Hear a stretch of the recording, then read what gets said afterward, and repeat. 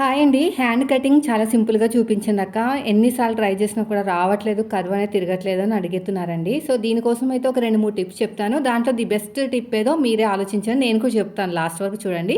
Curve scale దీనికన్నా best ఇంకేది ఉండదేమో అనిపిస్తది.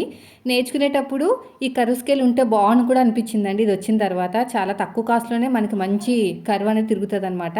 దీనికోసం పెద్దగా కష్టపడాల్సిన అవసరమే ఉండదు. నేను నేర్చుకునేటప్పుడు ఇలాంటి స్కేల్స్ లేవు. కొంచెం ఇబ్బంది పడ్డాననుకోండి. సో, ఫైనల్‌గా అయితే కొంచెం ఇయర్స్ పెరిగే కొద్దీ, ఎక్స్‌పీరియన్స్ పెరిగే కొద్దీ కర్వ్ తిప్పడం వచ్చింది. కానీ ఈ స్కేల్ ఉంటే ఏంటంటే మీకు అవసరమే లేదనమాట. ఇంక ఎక్స్‌పీరియన్స్‌తో పని లేదు. ఇప్పుడు హ్యాండ్ కటింగ్ కోసం 4 ఫోల్డింగ్ చేసుకోవాలండి. ఎందుకంటే మనకి 2 హ్యాండ్స్ కదా! 4 ఫోల్డింగ్ చేసామంటే 2 హ్యాండ్స్ ఒకేసారి కట్ అవుతాయనమాట. ఇక్కడ ఎగస్ట్రా ఉన్న క్లాత్‌ని కూడా చక్కగా కట్ చేసేయండి.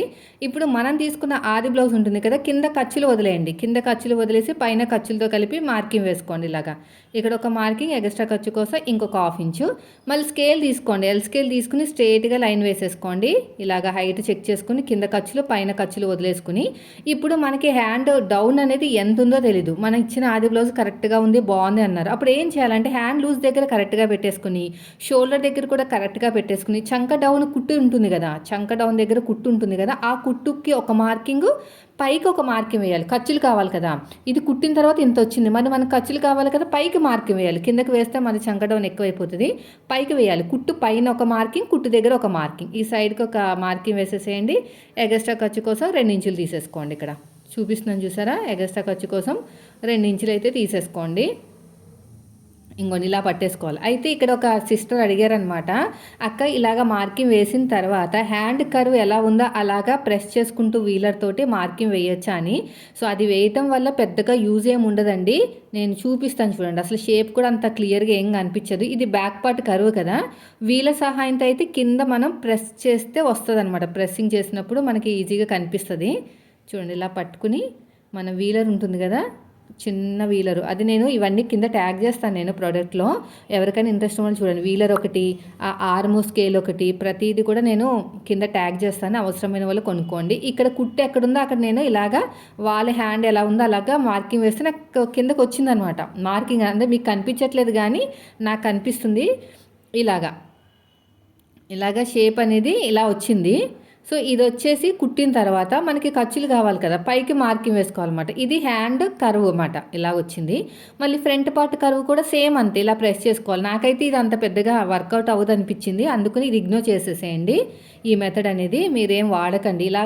ఇలాంటి టిప్స్ ఫాలో అవ్వడం వల్ల మీకు ఎప్పటికీ కూడా పర్ఫెక్ట్ బ్లౌజ్ అనేది రాదనమాట. ఇది ఎప్పుడు ఒకళ్ళ మీద ఆధారపడి ఉండాల్సిందే. ఈ బ్లౌజ్ ఎవరైతే కుట్టారో, నేను కుట్టలేదు, నేను కుట్టినా ఎవరు కుట్టినా కూడా ఎవరైతే కుట్టారో కాబట్టి వాళ్ళ మీద ఆధారపడాల్సి వస్తుందనమాట. అందుకనే మీరు అది తీసుకోకండి.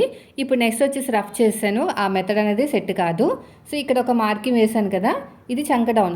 మన మెథడ్ ప్రకారం ఆర్మ్ లూజు 8 ఇంచులు ఉంటే చంక డౌన్ 3.5 ఉండాలి. నాకు అంతే వచ్చిందండి. సో, ఇది కరెక్టే అనమాట.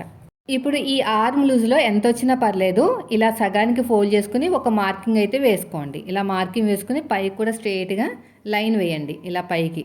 ఇలా నేను చూపించినట్టు పైకి స్ట్రెయిట్‌గా లైన్ వేసి ఈ కార్నర్ దగ్గర ఇక్కడ చూడండి చంక డౌన్ ఎంత వచ్చింది? దాంట్లో సగం 3.5లో సగం 1 మీద 7 గీతలు అనమాట.